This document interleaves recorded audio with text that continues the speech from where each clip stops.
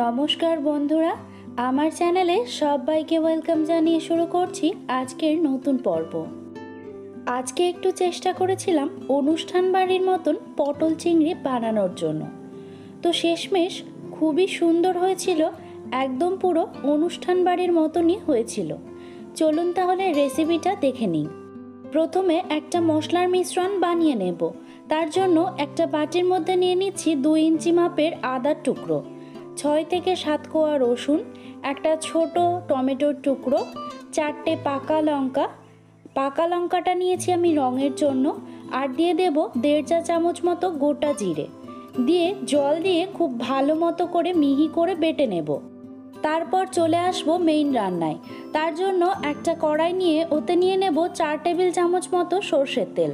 তেলটাকে গরম করে নিয়ে এখানে আমি 8 থেকে 9টা পটল নিয়ে নিয়েছি, যে পটলটাকে আমি আধখানা করে কেটে নিয়েছি। এখন পটলগুলোকে 8 থেকে 10 মিনিটের জন্য ভেজে নেব মিডিয়াম টু লো ফ্লেমে। তো পটলগুলো ভেজে নেওয়া হয়ে গেছে। এখন আমি এই পটলগুলোকে তুলে সরিয়ে রাখবো।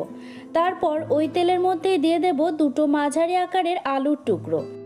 সামান্য একটু হলুদ গুঁড়ো দিয়ে আলুগুলোকেও ভেজে নেব 4 থেকে 5 মিনিটের জন্য।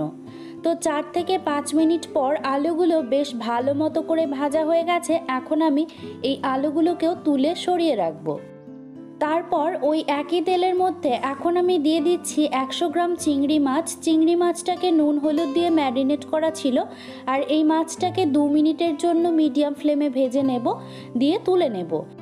এখন ওই তেলের মধ্যেই ফোড়নের জন্য দিয়ে দেব একটা ছোট দারুচিনির টুকরো, 2টো করে লবঙ্গ আর 2টো ছোট এলাচ, আর একটা শুকনো লঙ্কাকে ফাটিয়ে দিয়ে দেব, আর একটা তেজপাতা দেব, আর সবশেষে দিয়ে দেব 1/4 চা চামচ গোটা জিরে। ফোড়নটাকে কয়েক সেকেন্ডের জন্য ভেজে নিয়ে এখন আমি ওর মধ্যে দিয়ে দেব একটা মাঝারি আকারের পেঁয়াজ কুচি। এখানে আপনারা চাইলে পেঁয়াজ বাটাও ব্যবহার করতে পারেন। পেঁয়াজটা সফট হয়ে আসলে এখন আমি ওর মধ্যে দিয়ে দেব বেটে রাখা মশলাটা। এই সময় কিন্তু জল দেওয়া যাবে না। মশলাটাকে খুব ভালো মতো করে কষিয়ে নেব যতক্ষণ না পর্যন্ত কাঁচা গন্ধটা ছেড়ে দিচ্ছে। তারপর ওর মধ্যে দিয়ে দেব 1 চা চামচ কাশ্মীরি লঙ্কার গুঁড়ো, 1 চা চামচ ধনে গুঁড়ো, দিয়ে দেব 1/2 চা চামচ হলুদ গুঁড়ো, আর দিয়ে দেব 1/2 চা চামচ নুন। দিয়ে খুব ভালো করে মশলাগুলোকে কষিয়ে নেব। মশলা থেকে খুব ভালো মতো করে তেল ছাড়লে এখন আমি ওর মধ্যে দিয়ে দেব 1 চা চামচ পোস্ত বাটা। পোস্ত বাটার বাটিটা ধুয়েও সামান্য একটু জল দিয়ে দেব, দিয়ে আরও 2 মিনিটের জন্য কষিয়ে নেব, যাতে করে পোস্ত বাটার কাঁচা গন্ধটা চলে যায়। এখন আমি ওর মধ্যে দিয়ে দেব ভেজে রাখা আলুগুলো, দিয়ে মশলার সাথে খুব ভালো করে একটুখানি কষিয়ে নেব। আলুগুলোকে মশলার সাথে কষানো হয়ে গেলে এখন আমি ওর মধ্যে দিয়ে দেব ভেজে রাখা পটলগুলো, দিয়ে পটলগুলোকেও কয়েক মিনিটের জন্য কষিয়ে নেব। তারপর দিয়ে দেব ঝোলের জন্য 1.5 কাপের মতো জল। এখানে আপনারা ঝোলটা যেরকম চাইবেন সেরকম কিন্তু জলটা বাড়িয়ে বা কমিয়ে ব্যবহার করতে পারেন। এখন খুব ভালো করে মিশিয়ে নেব, নিয়ে ঢাকনা চাপা দিয়ে রান্না করব যতক্ষণ না পর্যন্ত আলু আর পটলগুলো খুব ভালো মতো করে সেদ্ধ হয়ে যাচ্ছে।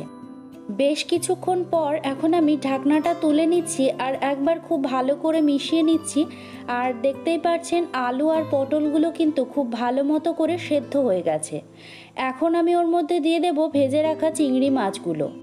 চিংড়ি মাছটা দিয়েও খুব ভালো করে আলু আর পটলের সাথে মিশিয়ে নেব। সব কিছু ভালো মতো করে মেশানো হয়ে গেলে এখন আমি নুনটাকে অ্যাডজাস্ট করে নেব। আর সবশেষে দিয়ে দেব 1 চা চামচ ঘি এবং 1/4 চা চামচ গরম মশলার গুঁড়ো, দিয়ে খুব ভালো করে মিশিয়ে নিলেই রেডি হয়ে যাবে আমাদের আজকের রেসিপি অনুষ্ঠান বাড়ির মতন পটল চিংড়ি। আশা করছি রেসিপিটা ভালো লেগেছে। যদি ভালো লেগে থাকে অবশ্যই একটা লাইক করে দেবেন, আর চ্যানেলটিকে সাবস্ক্রাইব করে নিতে ভুলবেন না। Thanks for watching.